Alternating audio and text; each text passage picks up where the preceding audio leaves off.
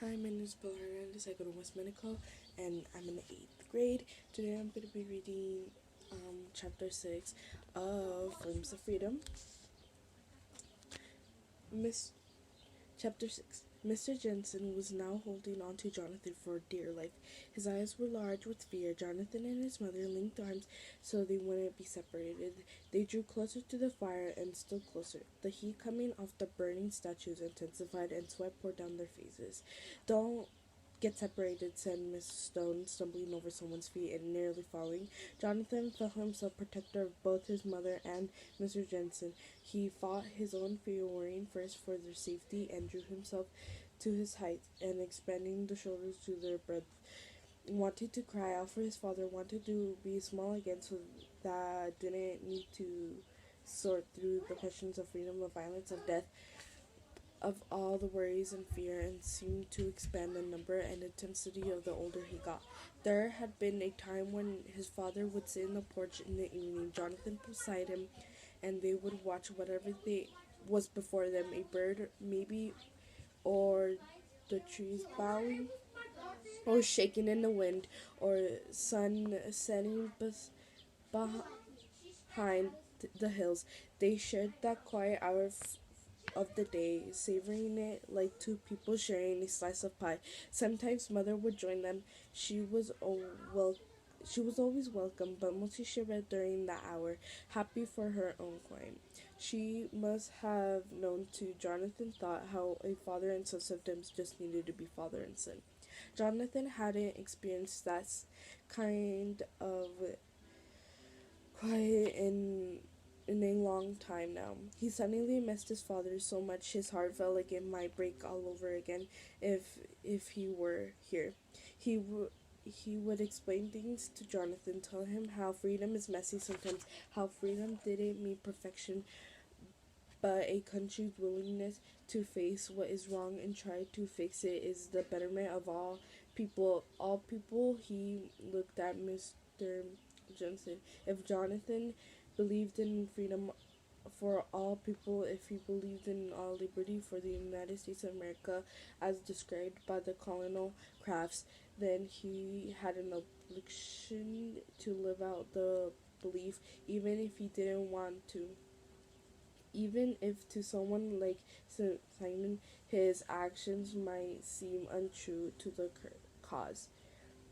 They were close to the bonfire now, which was brilliant, even if the bright afternoon sun, the heat was intense. The unicorn and lion were slow to burn, but noticeably lost their shape.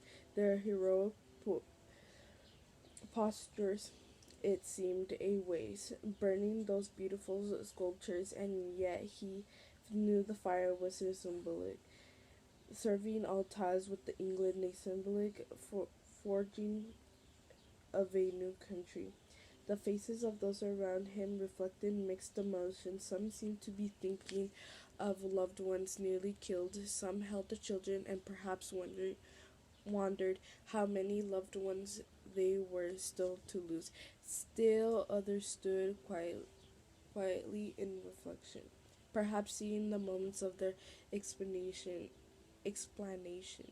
for the violence that they had been victims of, or perhaps just a fiction for violence they had done. And then there were those who were jubilant.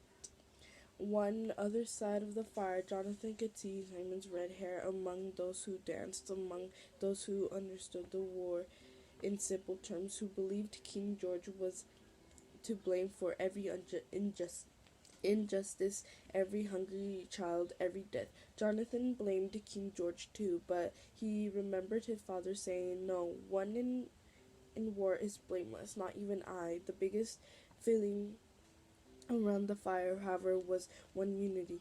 They knew how what they were fighting for, independence that had been declared officially.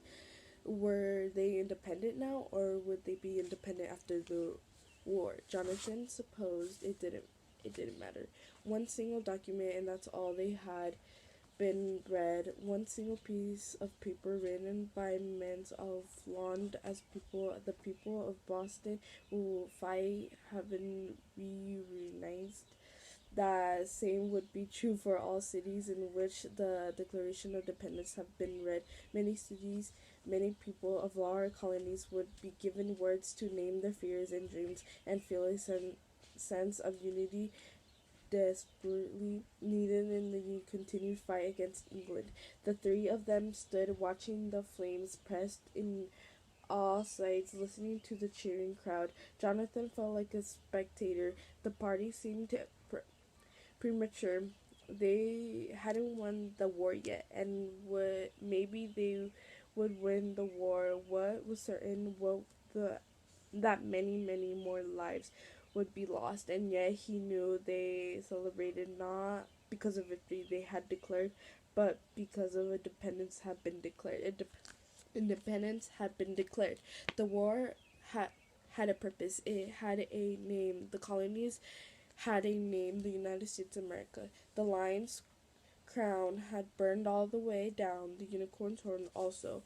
As their faces caved in to the flames, Mr. Johnson began to cry, tears streaming down his face. Mr. Stone's face was grim, the grief lines around his mouth deeply etched, and in the moment Jonathan made up his mind. "Follow me, mother," he said, hold on tight to Mr. Jensen.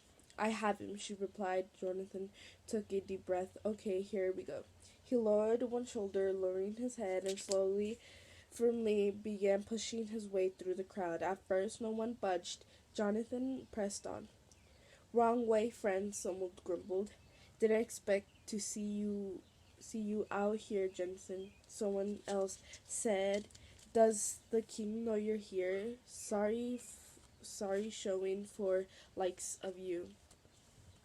Still someone else said, "That boy got the right idea. I don't trust this crowd."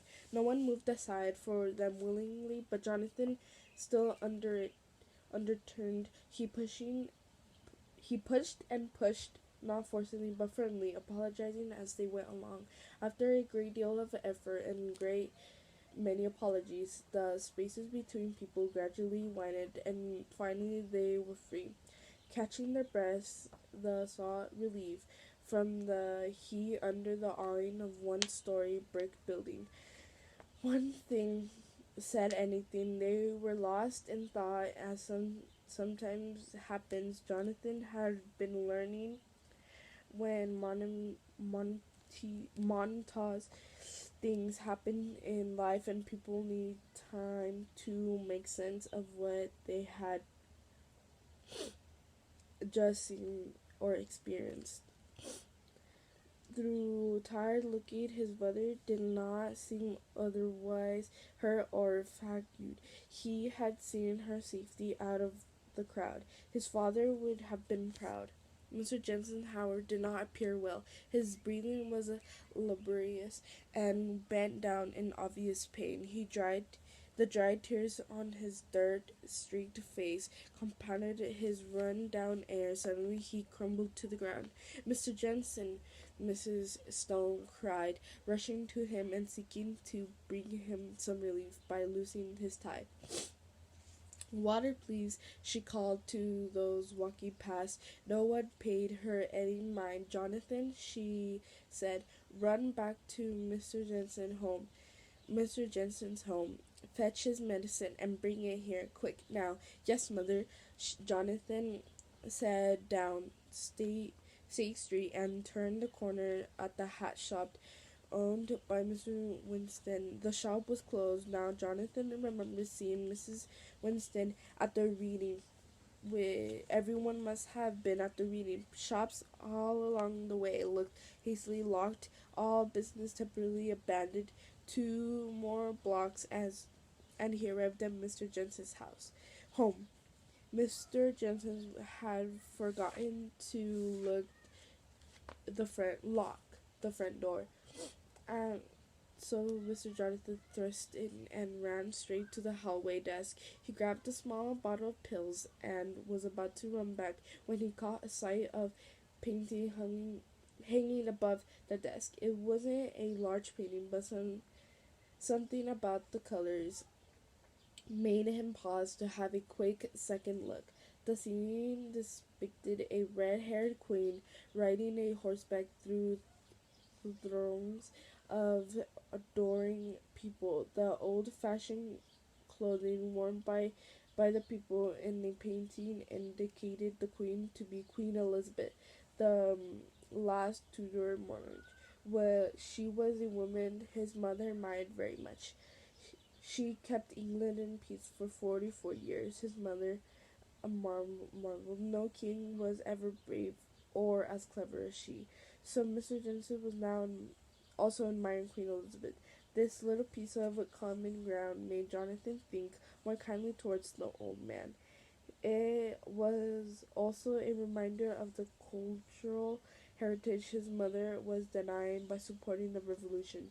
Her struggle could not have been easy. Jonathan pocketed the medicine, fetched a glass of water from the pitcher on the washstand as carefully and quickly as possible, retraced his step back to the State House.